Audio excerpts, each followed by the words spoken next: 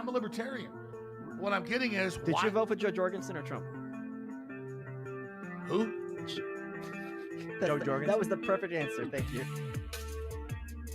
Welcome back, everybody, to the Libertarian Podcast review. This is Tyler Yonke, your weekly dose of autism, out of control.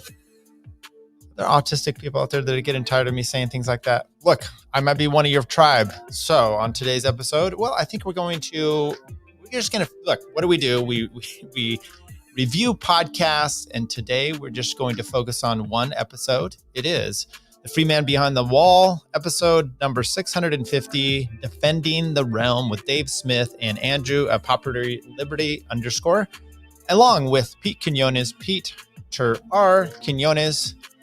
Look, Pete's been on the show, reviewed his podcast before. We went back and played some clips from his very first episode. We've talked about Dave a bunch. Now we're going to add in another slot, Andrew, Popular Liberty. And this one was a 2-hour slog. They've been going back and forth online. And then I thought, Pete's changed some views over the last several months and years. So this was a kind of an interesting one because he and Dave get along and there's overwhelming. I'm going to play a bunch of clips from this. Okay. But I'm trying to be fair here. This may get me nuked from Pete. It may get me nuked from Dave doesn't really know about me anyway. May get me nuked from Andrew. We will see how this plays out. Okay. This is going to be meant with all the utmost respect, but we also put humor into this and you can't help but have some of that. So what are we going to do? First of all, I just want to thank any of those that joined us for the last episode 23, where I reviewed Not a Podcast under official podcast. I had a good time with that. I listened back to it. Apopo actually reached out and he said, "Hey man, you slipped the N-bomb in there. I don't know if it was accidental or on purpose." And I'm like, "Oh, it sounds about like something I would do. It was totally accidental." Then he came back later. He said, "Nah, just kidding you." And I'm like, "Actually, that ruined my day. I thought if I accidentally slipped it in there, it would have been fun." It made me re-listen to it, and I laughed a bunch. These guys are hilarious, good time. This one is not so hilarious, but we try to add some comedic value to the shows as well. So what is this whole podcast about? And you've probably heard a few phrases out there. Well, you've heard a few phrases out there, living in a Capistan in your head. That's kind of Pete Quinones thing. I countered that with living in archotropism, tropistan in your head. Reed actually repurposed that on a YouTube thing that it comments there. Reed, you give me credit there. It's not a problem. And a few of the other things. So post-libertarianism, we're going to talk about that. I'm talking about going postal, oil, going postal. Okay, so my jokes aren't maybe as great, but I'm going to give you a little background to me, and then and some of that is going to play significantly into my view and review of this podcast. Very in this world, my original degree, I went and I got it in mechanical engineering. Okay. Got that, went to grad school for engineering. And then later on, I've done, and I'll talk about that, maybe a little significant clip here. Day trader, had all the licenses you can imagine for trading, financial advising, all that kind of stuff. Options, you bet you've had it. Then I became an attorney, and that's what I do now. And I have a different life. So when I watch this podcast, some things trigger me hard. Now, I've watched Andrew on multiple podcasts, Clint Reed, Pete Quinones, and I've never been able to get through one of them. Okay. So I'm going to say some of this stuff out of love. Some of it is the fact that I think it's great when you try to redevelop ideas, which is what Andrew's doing here. And he's coming up with one, and Pete's really big on him. I've had a hard time getting through them. When you say I have 6 laws I'm going to talk about here, and it takes you an hour and a half and we haven't got really through them, that's a problem. So one thing you see from this show here, and I'm going to give you right now an open, just under a 4-minute clip open here to give you just if you don't want to watch any more of this, you didn't watch his show and you just kind of want to see the highlight segment, I'm going to throw this out there right away, and then we're going to talk about it, because the first thing we have to talk about are some of the visuals that came about from this show. And if you don't watch it on YouTube, you could be missing out. And then the other things we're going to talk about is the substance of them. And those two things need to be separated. Okay. And that's my love and my point of this, because I haven't been able to get past a lot of the visuals that I see with some of this, and being a former engineer, this is what's triggered me out here. So let's try this. I'm going to mute myself, play this quick clip, and hang on for about 4 minutes of let me ask you, YouTube, when I went on to YouTube earlier today, it's live. It would be like if someone was like, I really think the way that we should end, I know in your phone right now is my phone number, Scott's phone number, Angela's phone number, Michael Heiss's phone number. It's like, if we want to do this, why not have the conversation with someone who's going to give? But I will also say that, like, you know, two things. Number one, like, I would just say, even with the Jason Stapleton thing, and this occurred to me after we had the debate, that I would even take it a step further than saying, like, I don't think there's any conflict in what we're doing. I think Jason should be doing what he's doing. I don't think, like, the truth is that he doesn't really have much value for the Mises Caucus, and he probably has much more value, and then there was fear of it, but really, other than the Twin Towers, the fucking Pentagon got hit, and that was it. This is really like a situation where, like, going off the deep end, and I don't listen. I am not, and I don't think anyone could accuse me of downplaying the you know, the most alarmist comparisons, at least some of them. But, like, it's not only that it's a false choice to say, would I like 1 million new libertarians or 10,000 libertarian mayors? Yeah, I would. Ron, you inspired me to take over my hometown city council. The Ron Paul movement does with all of this information. We got lots of different things. I mean, good at is, like, I'm a funny stand-up comedian, and that to me is the only thing, which I think probably all of us would think, but a whole bunch of people have started following it. A whole bunch of companies have started following it, even though no one's enforcing it, because it's just like saying that the left wingers have this, like, high time preference and for power. Well, right now is the right wing's fault for supporting the neocons who destroyed the 21st century. And by the way, it's the big wingers would despise the neocons. I'd have thought that was insane, but it would be the equivalent, I say, of if in 15 years. So walk me through this a little bit. So a lot of people get wrong because I think they never like really read the book, or they think Hoppa's a monarchist or something. That, like, 72 times in the book that he's not actually. Neighborhoods can secede. People Orthodox Christianity, and you had mentioned, like, you know, going back to, I mean, Orthodox Christianity probably. Harris was saying, I don't know about taking this vaccine. And you could see right away, you could just see how if Donald Trump had been in there for another 4 years, it all would have played out on the other side. He would have been pushing the vaccines, and the Democrats would have been skeptical about them. And that, like, people like us should be, and in human history, this is, like, borne out. That is the biggest threat, you know, that idea. Can I ask you, dude, like, what? Yeah, there's a big difference between that and what you would do to the left winger down the block from you in the world than the Machiavellians and the art of war. And but I would say, look, like, as what was that? It's a Huxley quote, right?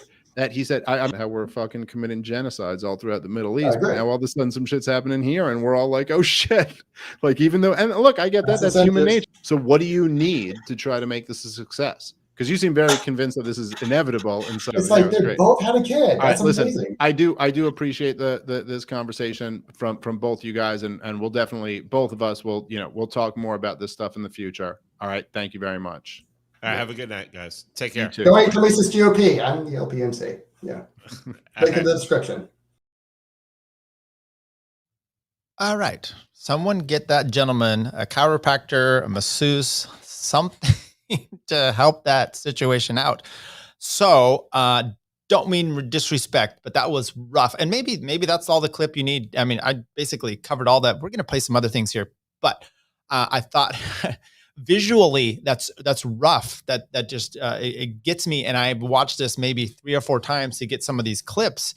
So we've got to change the message, the messenger. And one of the initial things you're going to notice here right away is you've got Dave, you've got Pete, and they are exceptional in displaying their message.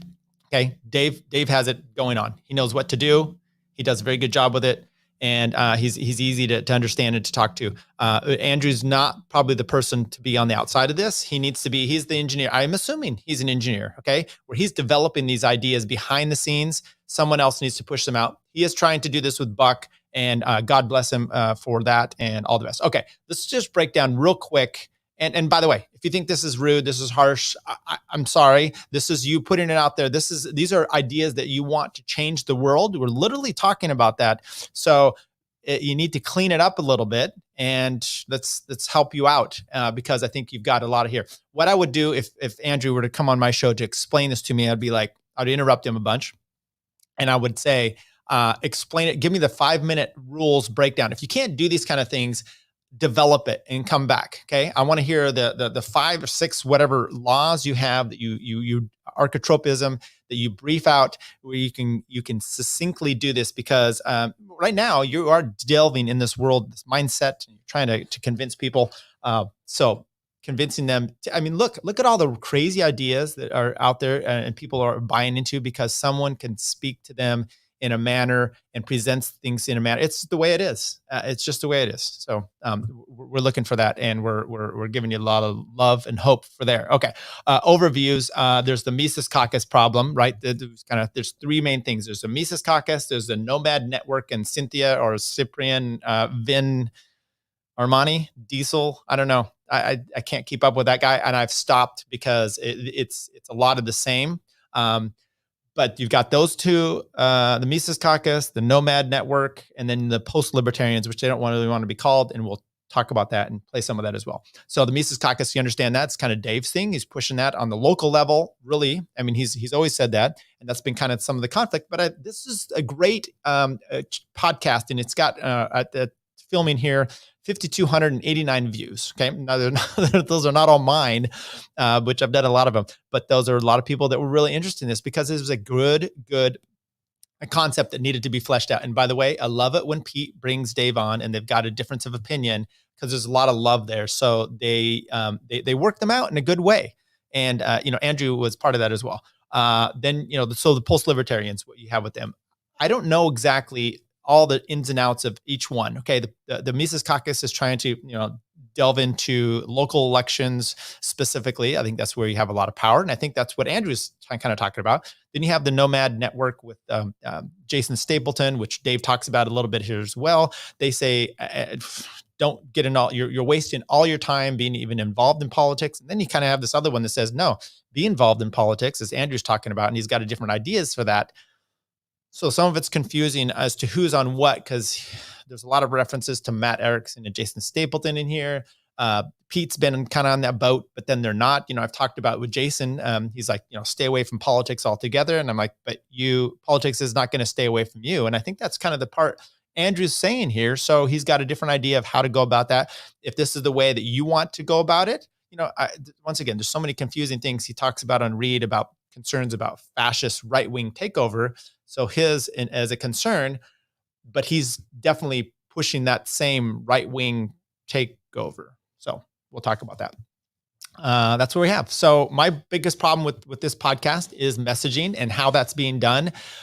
Someone needs to subvert Andrew or help him out and get this into. He says he knows this stuff very well, what he wants to do, and he's very well versed at this.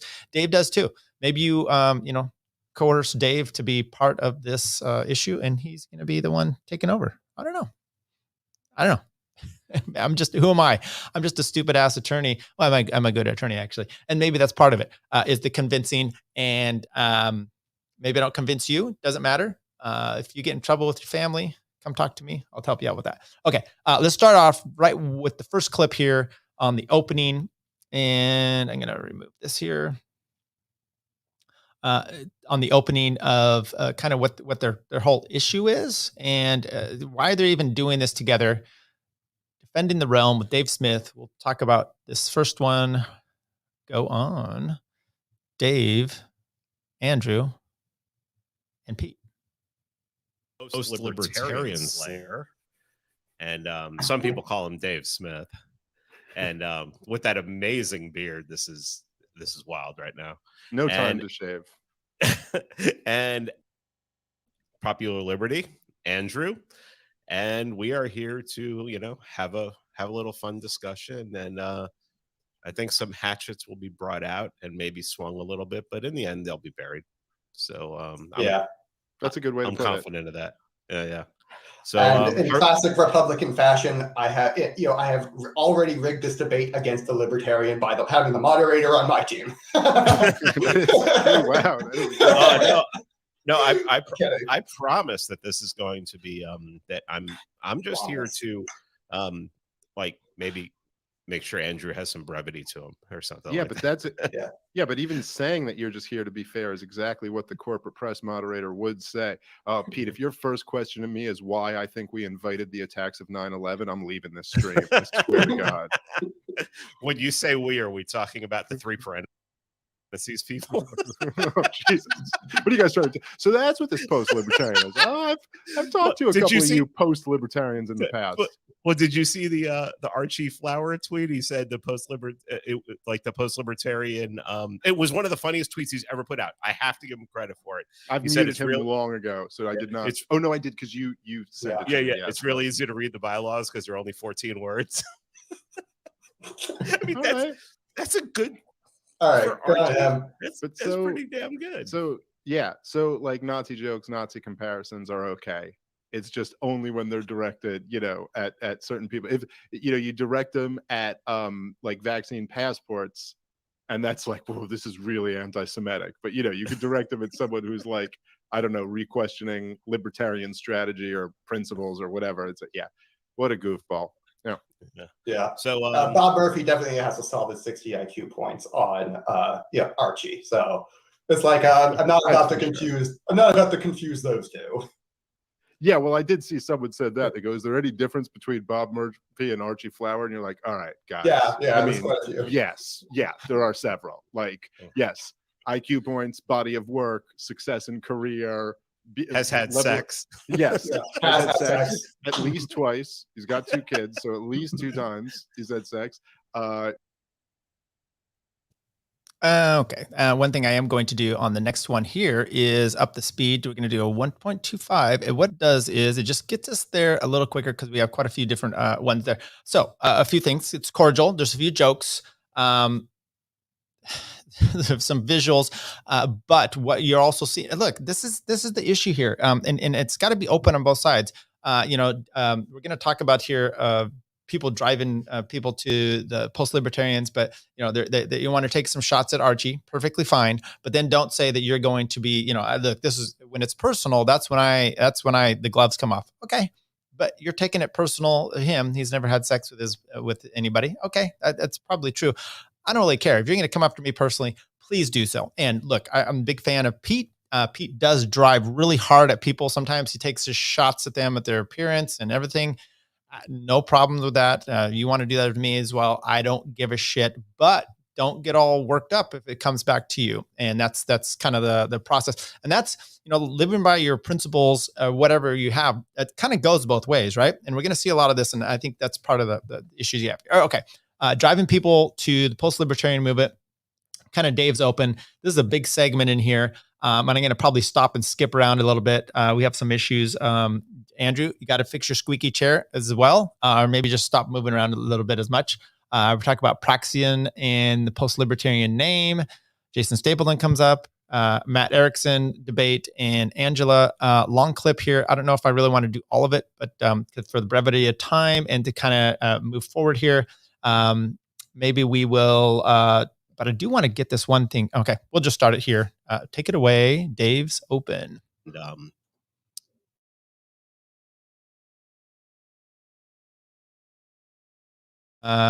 It would help, Tyler, if you would share the screen. This is the problem you have when you do your own production here. Okay, Dave's open. Here we go. Gentlemen, start your engines. A whole bunch of people our way to hear our ideas and things that we're talking about, and getting some people to actually be like, and they're making some good points, and I think a lot of people are straw manning them, and then we don't have to defend ourselves until it turns into character assassination, but it's fine. I mean, I'm a grown boy. I can survive all this. Yeah. So I mean, what are you thinking, Dave? I mean, you're the post-libertarian slayer, and what did you think when you were hearing all this? Well, look, I mean, and I'll try not to rant for too long on this, but no promises. But listen, dude, like I said at the beginning, look, man, like I'm real happy to be talking to you, Andrew, and I appreciate like all the kind things you've said about me and the support you've given me over the years. And Pete, you know, I love you, dude, and who's a bigger fan of you than I am. I've literally been promoting you since before I knew your first name. And it's not an exaggeration. I mean, since your first book, since I found you, I've had you on my show a ton of times. I've been on your show a ton of times. I love what you do. I think you do a really interesting show. And one of the things I love about what you do is that, and this has always been true, is that unlike other people, and this isn't just in our world, but in the world, you're not just a dogmatic thinker who repeats talking points. If you listen to your show, you're thoughtful and you try to have your own, you know, like you put your own take on things and really think about things that are going on. And that's always been true. And so it's not a matter of being against you. And look, like Mark, who I just had on my show the other day, I love Mark Claire. I think he's great. And I've always been a fan of his. Yeah. If somebody doesn't like Mark Claire, I like immediately don't like them. Well, he's had a metamorphosis now. He's angry Mark Claire. But look, half the reason, and this is true, right? Half the reason that I've debated all these things on Mark Claire's show is just to drive support for Lions of Liberty, because I wanted to help those guys out, and I think it's a good cause. But I will say, and look, I don't know everything about the post-libertarian.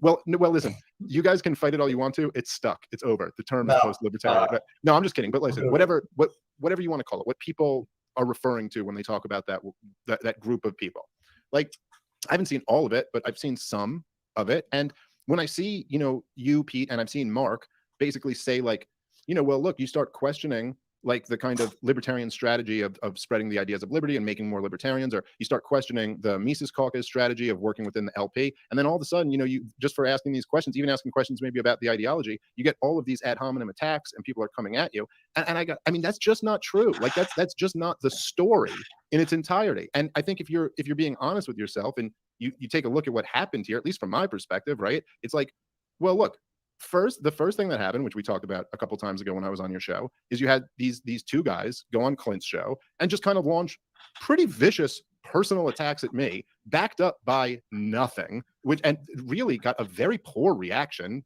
from, you know, people after doing that. And that that happens by me too. Yeah. Although I gotta say, hey, Dave, let me ask you a question. Do you think if that was me, I would have released that interview? Well, I don't know if you would have released it or not, but I mean, I don't know. I guess maybe not. I would have liked to think you would have pushed back. Maybe. I probably would have cut it short. Okay, fine. But I don't like. I mean, but it wasn't you. I stay out of the personal attacks. No, listen, I understand what you're saying, but it wasn't you, right? But then, so you have that. Then you have the fact that Jason Stapleton has borderline obsessively just been shitting on the Mises Caucus for no reason. For a reason, but cannot really back it up at all. Listen, I have never once watched an episode of Wealth, Power, and Influence. I've never once watched half an episode. It's just not my thing. Nothing against what he does. I don't like that stuff. Like I hate watching a thing about someone telling me how good they are at sales, and that's why they're selling me how good they are at sales. I just don't like that. But good for him. I have nothing against him for doing it. But I guess because I must have YouTubed the debate that we did, because I wanted to check the comments on that to see how people responded to it, and it was more or less what I thought it would be. And it's just YouTube. When I went on to YouTube earlier today, it's live. It gave me the you know, like in the recommended videos, live, Wealth, Power, and Influence. And I click on it. And I shit you not, I click on it and watched 20 seconds. And Jason Staples going, and then you have the Mises Caucus, who are a bunch of power-hungry losers who just suck and blah, blah, blah. And it's like, dude, God, I wish. I mean, first off, power-hungry, what does this even mean? I thought power was your thing that you were promoting, but whatever. And so you have that. And then, Pete, I will say you have gone in your Pete Quinones fashion, fairly nuclear on Twitter over the last month or so, and been very dismissive and I would say insulting toward a lot of the people in the Mises Caucus. And so, yes, after all of that, there have been a lot of people in the Mises Caucus who are like, well, fuck you. But to just put that out as well, we questioned the dogma and this proves that you're religious because you're not allowed to question this dogma. I mean, I don't know, dude. Eric Brakey was like, I don't think we should use the Libertarian Party. My strategy is the Republican Party, and I debated him. None of it became ad hominem or personal attacks from anyone involved because it was just a completely different tone.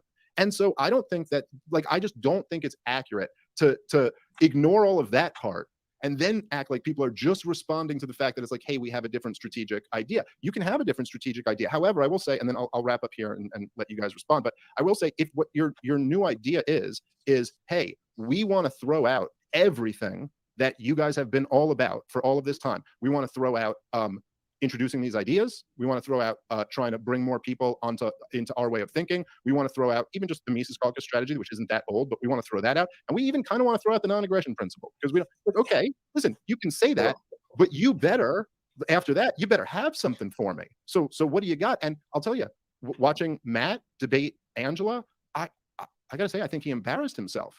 I've never seen anyone. He may have done an entire debate where he did not make one argument.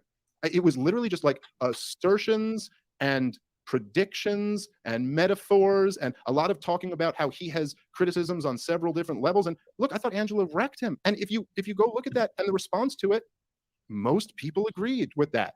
Not making an argument about to appeal to popularity, but just saying if we're trying to convince people, they didn't. And when Jason debated me, I thought I was kind of shocked how much he had nothing. No one was really arguing with him that like people shouldn't try to make money or improve their financial situations, but the idea that there's any conflict. So to me, the Jason thing almost came down to like, it would be like if someone was like, I really think the way that we should end lockdowns is by protesting them or keeping our businesses open. That's the way to do it. Actually get out there on the street. And they were like, that's what I want to do. And then they go, fuck you, Tom Woods, for making your charts all day.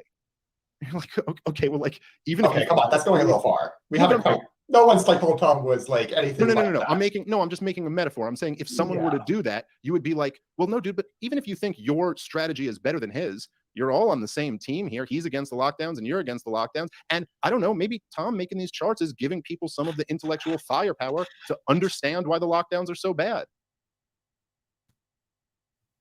Okay, lots to unfold there. And we'll play a clip just following up on the Tom Woods thing, because it's pretty significant.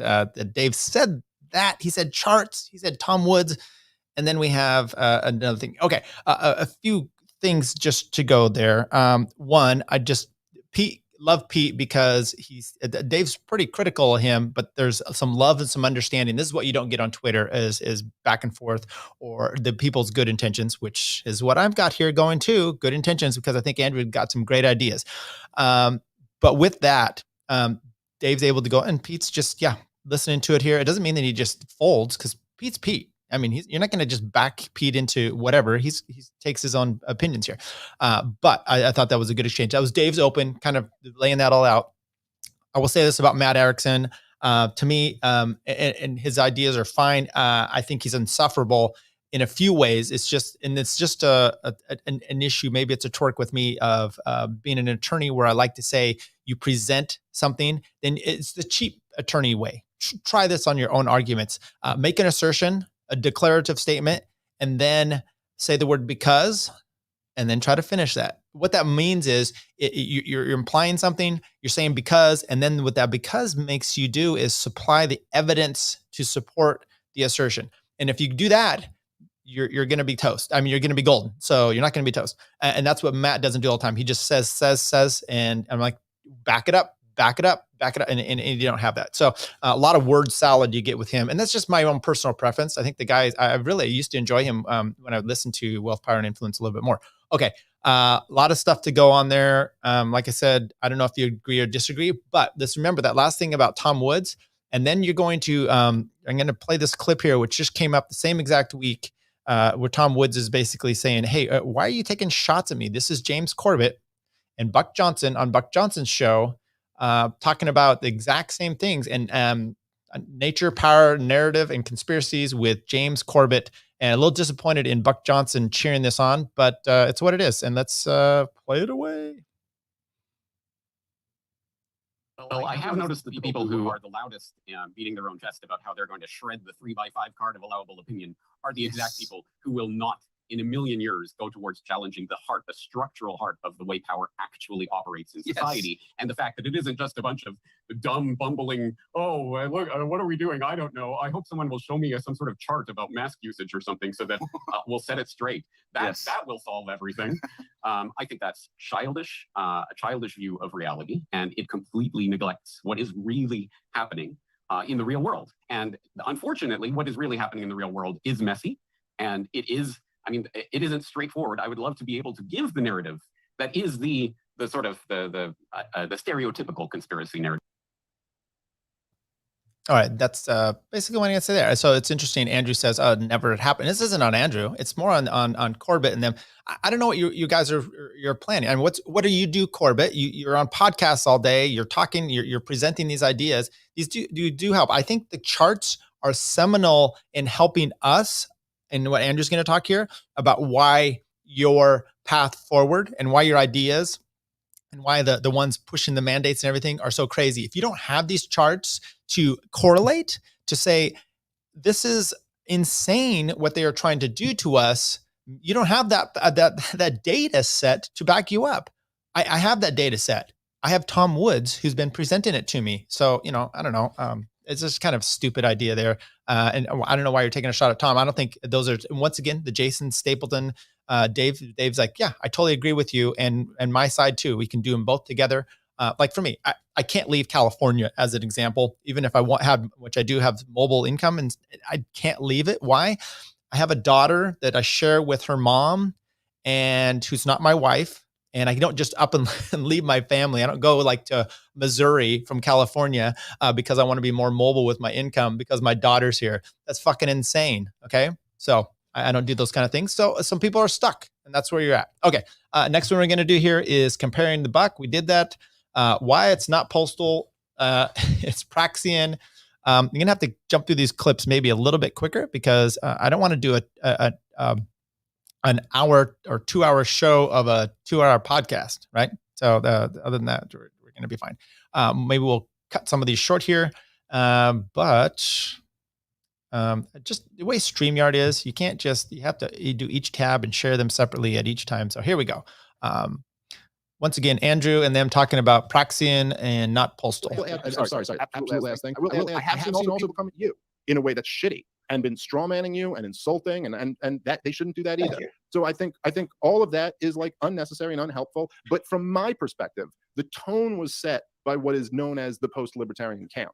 And I think that was unnecessary to begin with. I certainly never would have treated them that way. I reached out to Matt after your show with Matt and said, hey, let's do something together. I was never, dude, I'm the guy who talks to fucking Christopher Cantwell after he stopped being a libertarian. I'm not like, oh my God. Who I was accused of turning into this week. Yeah, that's exactly why we don't want the post-libertarian label. Is I think this is something you could sympathize with, is being labeled as a racist when we're not. And that post-libertarian label has also been used by bad people. We kind of had that as like a temporary placeover for like one episode, and then I kind of put my foot down and said, no, we're Praxians because Crystal Campbell reference right there. We got to stay far away from that. Well, it is. But listen, here's the truth, right, dude? Is how I say. I get your point with that, but at the same time, there's never been anything that I've seen out of your crew that even talks about race. I mean, I don't know how you could be called, but at the same time, except for the Irish. Except for now when I'm going to make a joke about race. Okay. And I think we're going to skip the next one because there's a bunch of time. Matt Erickson has brought up a few times in here. Dave obviously has no love for him. I think Dave tried to reach out and talk to him.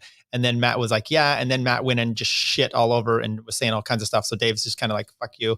And, I think Andrew must have an affinity for Matt. Fine. We can all like someone that someone else doesn't like. And so he gets a little defensive on a lot of the Matt Erickson stuff. But I think we're just going to skip that one because Matt Erickson, evidently he's done. I'm going to stop talking about him too. Okay. So I think the next clip we are going to find here, 19 minutes in, we're only 19 minutes into the 2 hours, defining Jason Stapleton. Okay. And let's go straight to this one. We'll have to share. I'm going to pop the speed once again. We're going to go up here to 1.25 and hang on with me. I appreciate it, everybody. Here we go. It's like with Jason, I feel like I have love for him from back in the day and stuff. I'm Praxian, agorist. Yeah, I mean, I guess at this point, sure. But not post-libertarian. Sure, that's fine. But it's still very mixed up in the same circles or whatever. It's to most people, it's not clear. This is the other thing, dude, is that it's like all this shit isn't clear to people, and it's kind of tough when there's a group of people who are all doing podcasts together constantly and all kind of agreeing with each other on all of these podcasts. And then if you attack any one of the ideas, it's like, oh well, that's his idea, not my idea, or his. It's like, okay, fine, but it's just like it's one of you motherfuckers is saying it, and so it's like, okay, well, that's the one who like other people are responding to. Quickly here, and because I'm going to dump some of these out. On that one, you have, let Stapleton and them speak for themselves. I think that's the kind of the best way. Is he an agorist? I mean, I talked back to him, said, hey, what are you? And he didn't say that. Matter of fact, he says, I am John Galt. Join my nomad community, pay me some money. Maybe that's what John Galt was doing. I don't know if he had to pay money to get into Galt's Gulch, probably. But he does want you to pay money to join his nomad network. And he calls himself John Galt online. By the way, John Galt's speech in the book, I've talked about this before, the worst 200 pages in that whole book. So take that with you will. However, with that in mind, is Jason an agorist? I questioned him. What is he? He did not say he was an agorist. I think because my problem at the time is if you're not going to be involved in politics, like an agorist. Sal Merriweather online. Is Sal an agorist? You betcha. Does Sal want any part of government, including voting? No, he doesn't. So the one's kind of like that, but yet Jason's like, no, we need the government for some things. Okay, I don't know what you are, but it's probably not that. Go to the next one here. Working with the Mises Caucus. And by the way, this is what I really enjoyed about this this lecture here, or this little, I don't know, it wasn't a debate, but talking about working with the Mises Caucus. This is the difference between the Jason Stapleton side, which is basically you guys are all worthless little incels, and this one where they actually want to work with the Mises Caucus. Take it away. That was what this discussion was on. Here, let me talk. Okay. Sure. Yeah, I've decided that, after Andrew and I talked, is we have to work with the Mises Caucus. And of course, fucking libertarian. I'm as retarded as everyone else. So I go after Andrew. I go after people all the time just to like challenge somebody and everything. But I can honestly say it wasn't until last week that I made it personal. And there was a guy named Sterling Reese who came after me. I was told that he was a founding member of the Mises Caucus. He was one of the 5 that wrote the bylaws. And I got it. No. And then, so when he came after me, and he was just like, he's a bitch. He changes his mind. Yeah. He said I was a pussy. He said he changes his mind all the time. And I'm like, yeah, who doesn't when you present with new information? That's not an insult. And so, yeah. All right. Yeah, I totally agree. So look, they're looking to work with the Mises Caucus. And I think that's important stuff here. But we're going to go back into another little thing. This is which one we have here. This is Andrew talks about the MiCaucians. So, I mean, part of it is the definitions of everything. My definition is the right one. Yours is not the right one. There's a lot of problems here, but I think the more these conversations take place, the better. In order to get, it would be nice. I mean, it would be very nice. My position, but then it was like everything blew up again when somebody else. My position I won't have this discussion about. We don't have to work together. I would still prefer to. And I think that is very much possible. What we are doing is very much would dovetail with what Dave wants to do with spreading the message. And I think there's a lot of common ground that, we should definitely, talk about. That's why we're here. And let's see, you guys got to say a lot for about 20 minutes. So let's see, where should I start? But, as far as the tone is concerned, usually what, the experience I've had is that a lot of people are very hostile to the Praxian ecosystem, which is an ecosystem. It's not, we're not a hive mind. This, and there are dissenting views, because we allow for that. This is unorthodox for heretics, and and what the experience I've had personally, because my tone has been substantially more mild and substantially more complimentary than some other people. That usually what I've gotten from a lot of particularly Mises Caucus guys, because I have a whole bunch of them now in my supporting listeners group, and and what they've had is hey Andrew, I was initially opposed to everything you guys were saying, and then I found you, and you were talking about real ideas and really justifying them, and I didn't like the way other people were presenting them. But when I found you, it's like, oh, you just completely changed my mind because you gave me new information that I hadn't thought of before, and you obviously weren't trying to be an asshole about it. And because I found that I did a podcast the other night because I decided that the tone I decided last week that the tone has kind of gotten out of hand. And this is unbecoming of an ideology that's supposedly about like peace and prosperity, and we've definitely messed up on the peace part. It seems like Matt has a monopoly, and Matt and Jason have a monopoly on the prosperity part. Good for them. But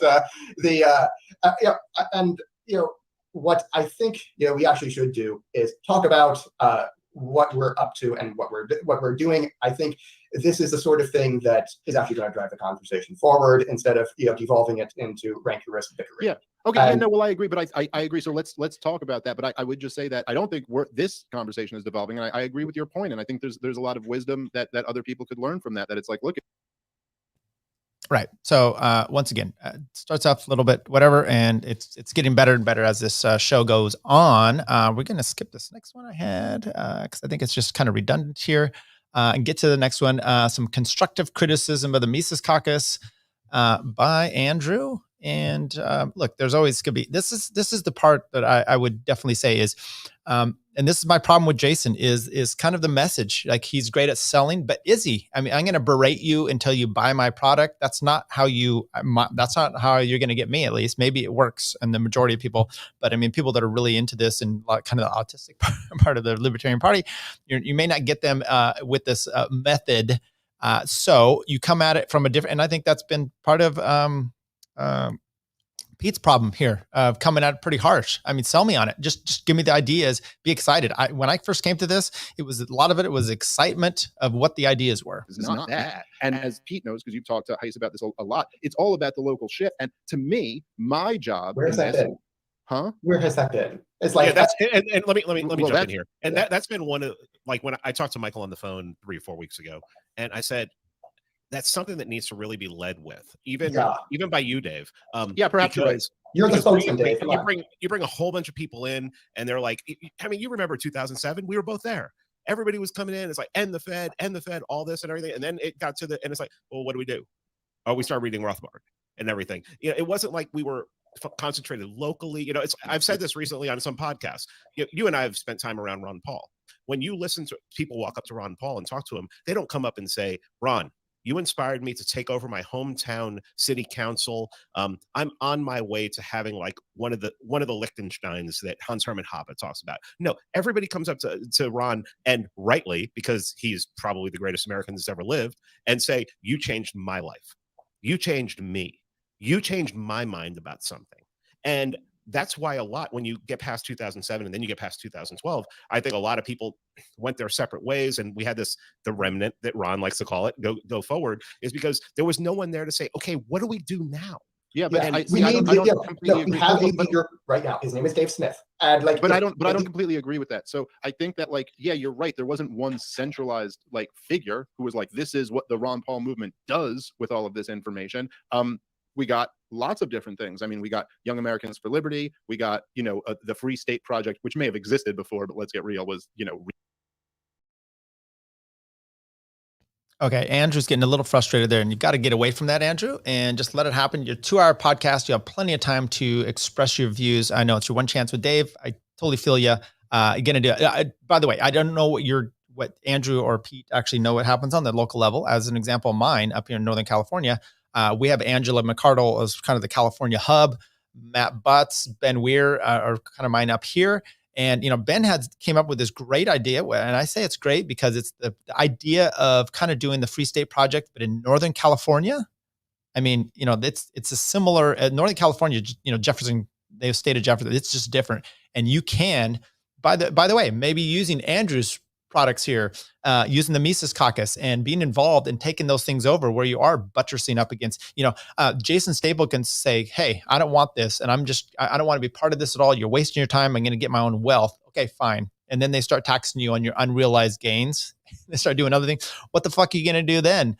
Because once again, politics is not going to leave you alone. So maybe you need to be part of that. Good luck with your unrealized gain taxation issue how you avoid that? I don't know. Okay. I'm going to go to the next one here. Nullification. I think we're going to skip that one. A lot of good ideas. Maybe the intro into the anti-state or the anti-tax info by Andrew. I do see a lot of problems with this. Basically just the power structure itself, but we'll at least give him a chance to explain it. And here we go.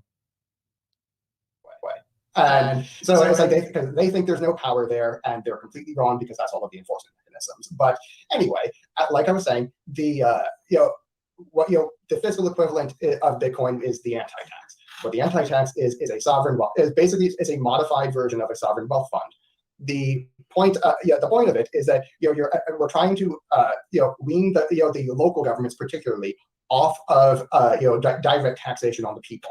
This is actually it's not a tax abolition scheme; it's a tax obsolescence scheme where we're making direct taxes that have existed for 6,000 years plus obsolete.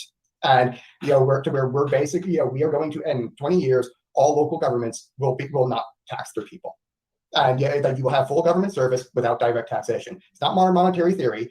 Basically, the way we're going to end up doing this is, the politicians are not in charge. God help us, that would be a disaster. And what we do is, we don't even need to raise taxes for the sovereign wealth fund either. The money's already there. If you look at what a balance sheet of any local government, you will find one sort of line item that usually contains about 8 to 14 months, or it's called reserves.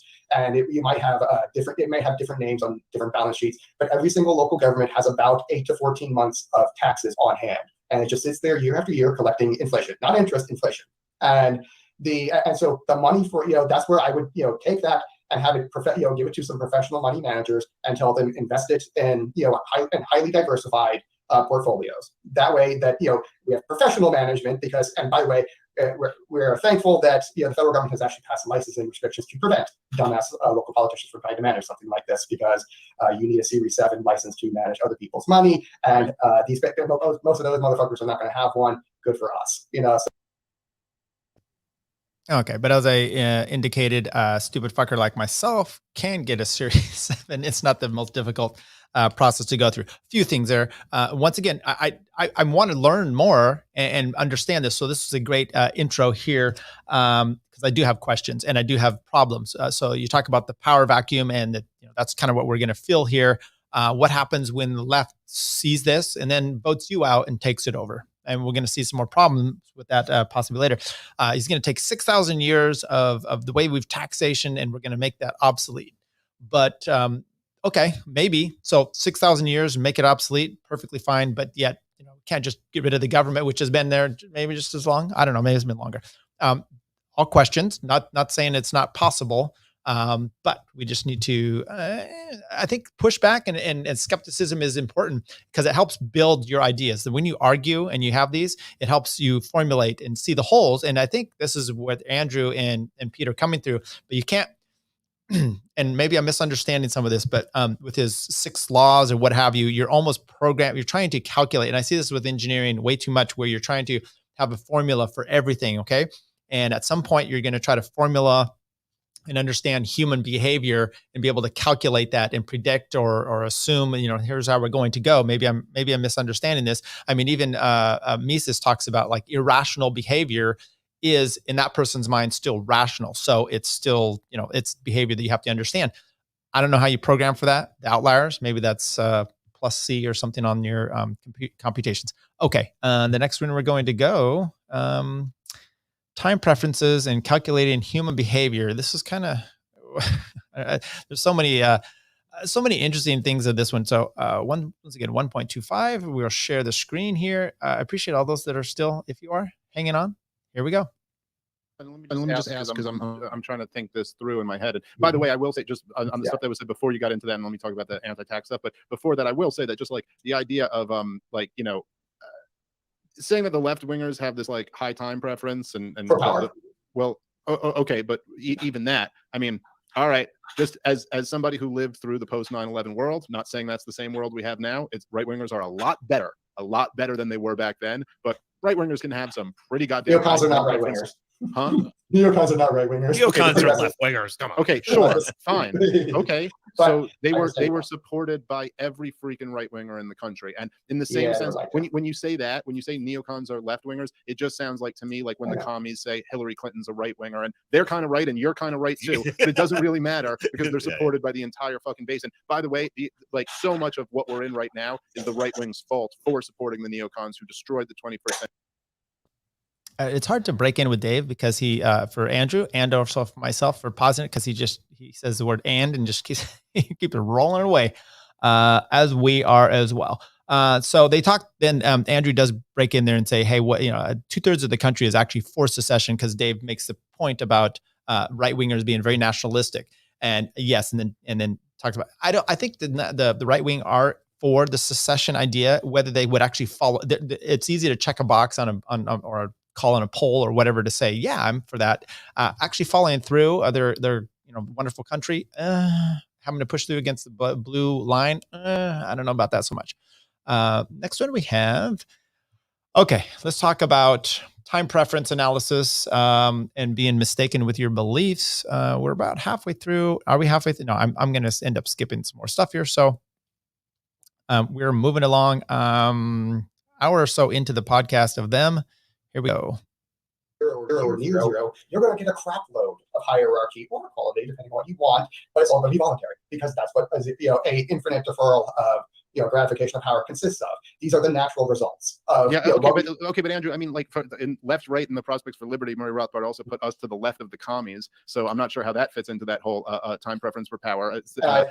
But in 1992, in the Rothbard Rockwell report, he put us to the right. I mean, he evolved on that issue, Dave. Like, but the book Rothbard has the connotation it does for a reason. The book you cited was closer to when he wrote that than when he wrote the shit in the 90s. But regardless of that, I'm just saying, like, I mean, I don't know. I mean, saying something like supporting like the drug war, supporting the police in general, I don't really see that being a low time preference for power. I mean, it seems like pretty much like they're trying to do with it, and they're mistaken about it. If you give them a better way that seems pretty convenient. Oh, no. So when they have a high time preference for power, they don't really mean to. But on the listen, I mean, look, let's get into the anti-tax stuff because I mean, like look, it's not easy debating Dave because, as you can see, he knows his Rothbard, he knows his Hoppe, Hans Hermann Hoppe. He also can fire back with some important items there as well. Okay, we're just going to keep rolling here. The anti-tax. I'd like to get into some of this about the anti-tax. They talk about fireman Buck being able to do that. Easy power grab. And how about liberty? I'm just going to jump way through here. So this one was 102. We'll skip that one. Libertarian power. I think this is where we want to go, because is there such a thing as libertarian power? Well, it'd be nice if we did hold that. And then what happens when you do? I mean, all of a sudden it falls in your lap. I don't know how to actually control that. Here we go. I don't think I think good people should be in power. I don't know that, like, look, man, there is how you get in power and what you mean to do with power and what you mean by power all kind of mean something. So it doesn't mean that like people like us should be like, ruling over people in the same manner that the people we hate would be. But power, like even there's a demand for it. Like we want our self-ownership, and we're the only place we're actually going to get that is in the state. By being in the state, we have ownership. It's a two-tiered system, and I'd rather libertarians win the top tier than the bottom tier. Now, if you look at the bottom tier, they kind of like the whole idea of a big, gigantic ass government. This is why we're in this, nightmare. And if you look at what they did last year, you had half the country was like, oh no, you're not being totalitarian enough. Fuck me harder, daddy. And and the other side was like, actually, we really need, the far right was like we need a $600 stimulus or something like that. That was like the far. So it's like, but both sides were like, we really, really, really want the big, gigantic ass government, to deal with the crisis in any way. And buy our free money, it's great for us. And and it's like, if libertarians were the ones, but like, okay, we want our self-ownership, they want their rulers, how about we trade? It's like, because we will give, let's face it, people want to be safe far more than they want to be free. And they're going to be far safer with the libertarians in charge. And it's like, we can easily, it's like, we don't even have to run on a liberty message. We can run on a safety message just because it's true. And, no, I agree. I agree with all of that. And I agree with the safety liberty thing. Yeah. Yeah, no arguments there. Decent stuff there. Just to keep on rolling away here. Hour 35 in there. Power to your enemies. What are you going to do about this? Dave poses some good questions to Andrew. And how does Andrew respond? Come on up. To take power and do the freedom thing and keep people safe with liberty. Okay, like I'm not opposed to that idea. Can I ask you, dude, like what do you want to do with power to your enemies? Because if you're going to say that the major thing here, like I should take my spreading the message down to number 2 and put taking power up at number 1, I'm curious because I know the message is take power. But no, I'm not saying what the message is. I'm asking you a question because I know me and you were like tweeting back and forth where you were like, you shouldn't give liberty to evil, you shouldn't show weakness to like evil people. So like, what do you want to do to somebody who doesn't, I don't know, buys into the propaganda? This would be a perfect way, to tie in the anti-tax to, and basically there's always an incentive, present that will try to, raise taxes anyway.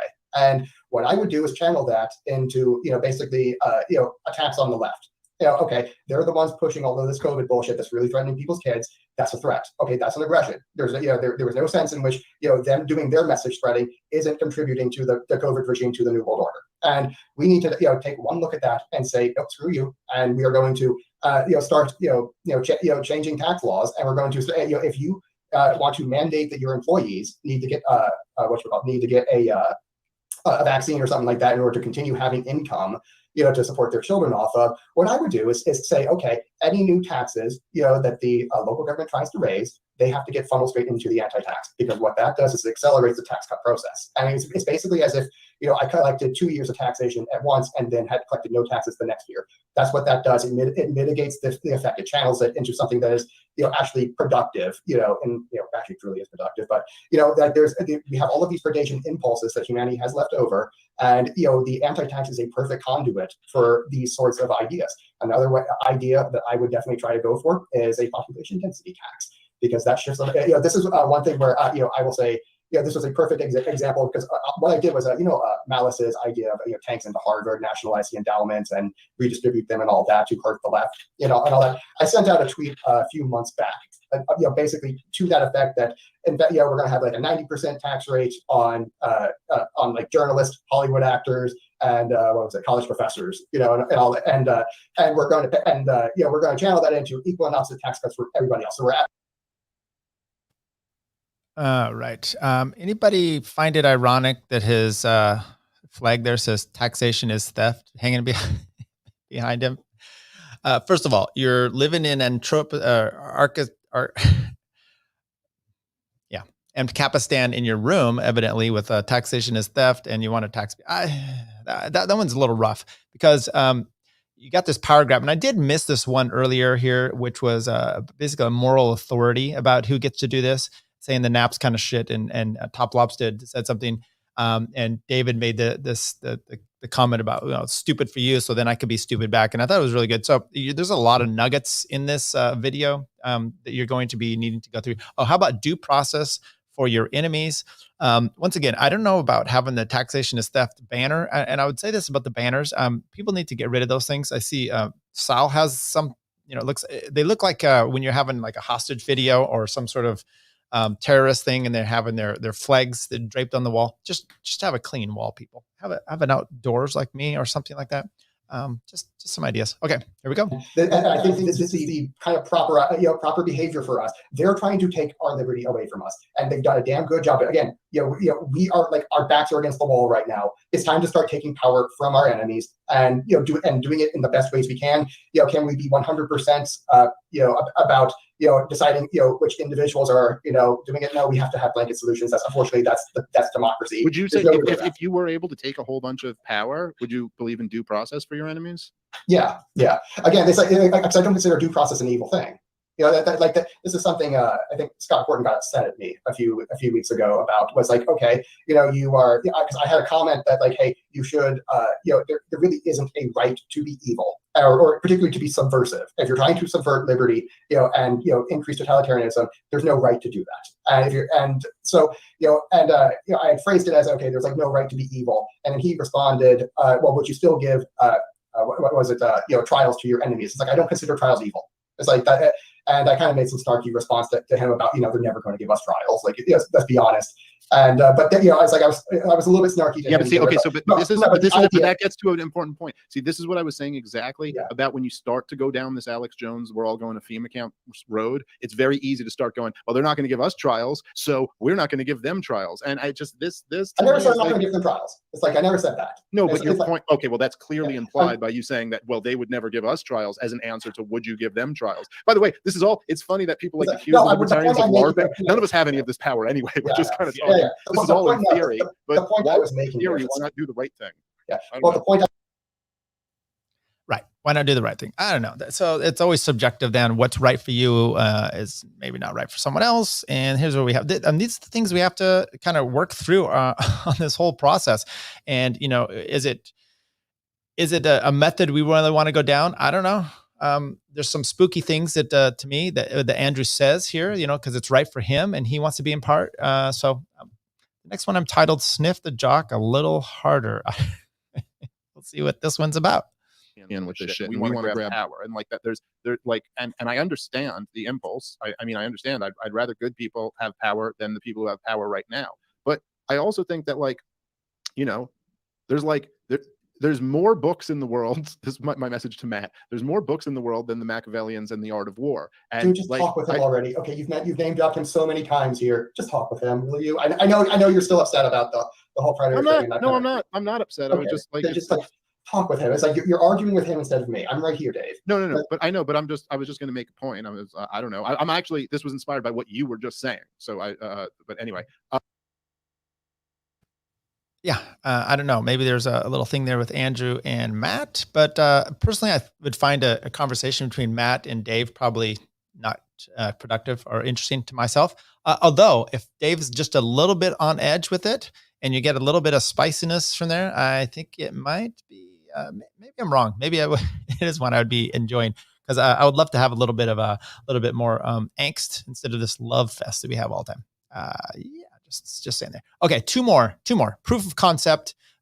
Dave does a good job of pushing back, because I think this is the first time he's really hearing some of this stuff. So he says basically a proof of concept for your anti-tax situation. And then we will finish on the last one here, but let's try this one. You know, I think this is an interesting idea. The anti-tax. I guess I'd be curious how it would work. Like, where do you want to attack this? Where's the proof of concept going to come from? Yeah, the point that, by the way, but electing Buck Johnson is like step number one, because that's going to be the pilot project. But the point before we went off on another 25-minute tangent was that hey, your local taxes are rather small. What do I do about my state and federal, which are really fucking me in the ass? The answer there was actually rather counterintuitive, that what I would do is lobby the state and federal levels to apply substitution taxes to your local anti-tax. That what that means is that your local government can choose which taxes are being substituted for the anti-tax. The anti-tax will pay your entire tax bill for you. And basically, I can run all levels of government off of the anti-tax by simply running it at the local level, managing it at the local level, keeping it autonomous at the local level, and then by applying direct taxes, which are substitutes for other direct taxes, that are already on the people. We can actually begin to wean the entire government at all levels off of the government. And go ahead, Pete. And that's what that was. But yeah, at all levels of government, I can get off of taxation, and this is something that would benefit them. It's like I see this as flying through any sort of legislature, with just basically a rubber stamp, because this is going to dramatically increase their power and our liberty at the same time.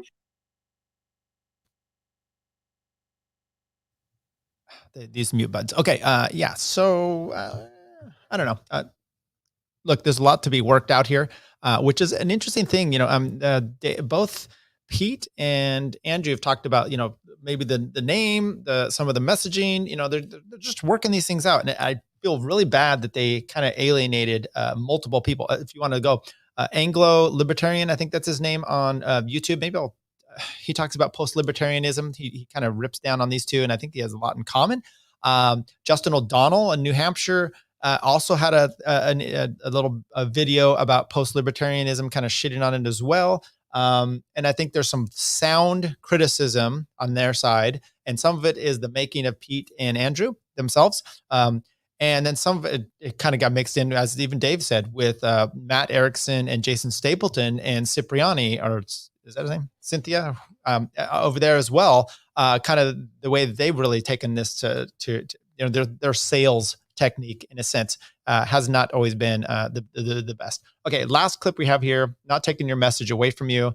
Last clip, and then we'll end this. Appreciate all those still in there. An hour in. Here we go. Circle of of our libertarian principles, which I'm not trying to throw out. I'm trying to reimagine a little bit. I'm not throwing them out, just reimagining a little. But the idea is that, hey, you can channel all of these devastating things into something that will, help you stay principled. And by doing it this way, you can actually, and you will convince quite a lot of right-wingers that actually this is better. They're paying their fair share, so I don't have to. This is in their economic incentive. This is why I said at the outset that this thing is the fiscal equivalent of Bitcoin, is that it pays them to think in more Misesian fiscal terms, the way we would be more likely to look at it, because this is what pays them. And it's like, so I don't really have to win hearts and minds. I can just pay them to do what I want. And it's a universal behavior hack that if you want people to do something, just pay them to do it. And it's completely compatible with what you're already doing. It's like, I'm not trying to take your identity away from you. I'm not trying to take your messaging away from you. I would say, rearrange the order a little bit, but that's the only real minor tweak. And then, run with this thing in there as well, because this is a Swiss Army knife of liberty. All right. I'm not sold on rearranging my order. I'm willing to talk more and think more about it. I'm interested to see how this goes and the case study, and if there's something I could do to maybe help this kind of first attempt along. I'm open to doing that. But we should, as Pete said, we have been going for 2 hours, so maybe we should continue this another time. Hold on. All right. And then Andrew ended up announcing that he has a baby. So congratulations to him on that. One thing I just take away from some of this, which is Andrew wants to do kind of subvert the power system that is there. You take it away. You have this anti-tax situation. And I, once again, watch it to kind of understand that whole what he has there. What we need to always understand the time preference issue that he has here, and how the left always wants to subvert. So you get in power, now you have this anti-tax, and then the left decides, oh, well, then I just can get in power too and take this system over. And they do. And then I just see some problems maybe with that as well. Excuse me. So, Patriot Act, right? Implemented by the right wing, now being used against for the left. So there's always some problems there. But I think that was good. Andrew had a baby. Congratulations on him. I'm a big family man myself. I appreciate that, and that he is. And look, I hope there's no hard feelings. I just kind of went hard here because I have some issues with some of this, and then I spurred out a little bit myself of watching this, and it was rough. Okay, and that needs to be taken care of. I think you have a diamond in the rough here with some of the ideas from Andrew, and they need to be shined, and they need to have an appropriate thought through. And I know we're working these things through. Okay. But I do appreciate that. And maybe the messaging can help a little bit. I think there's so much here that everyone's so close to being on. I mean, this whole nap and all this, I really believe that you have your principles. I mean, I have my, Mark Clare just put up today, something about your principles being, admired or, sticking to them. I'm like, my family, I have principles that I'm not going to change, like things for my family and such. And you may or may not admire that. We all have different ideas of what's admirable. So we all have different ideas of what's ethical. I had mentioned to Clint on Tower Power, I'm like, okay, so I believe you can't do X, Y, and Z. You believe you can't do X, Y, and Z, whatever, another person. So what gives you the right to force your, like what Andrew wants to do, force your opinion on this person or force your laws on this one? He's like, well, ethics. I'm like, well, where do you get those ethics from? Where are you divide? Everything really comes down to, a lot of times it's your libertarian principles, your what you believe in your Christianity, which I am. And I think those to me go hand in hand. But the reality is you step on my feet and I've got a gun. So I bring it, in a sense, bring it on. If you have to. That's all we have today, people. Did you hang on with me? An hour 7 for a 2 hour 7 podcast that they did. Hope it gave you some context to these things. I hope we're still friends. Let's not go too hard on each other. Love for everyone out there. Almost everyone, not everyone. And we talked about a few people today I'm not too fond of. With that, this is the Libertarian Podcast review. What's going to be next week? I don't know. We're going to have another one. Maybe it's me once again doing an apology. This is episode 24. I think we need to get back into reviewing maybe another podcast. I did enjoy just breaking down one podcast. This was a tough one though. 2 hours. A lot of visual problems that I had with it. Can I say it again? I can. Take care, everybody. Till next week or the next week. Let your nap lead you and into Archatropistan. Later.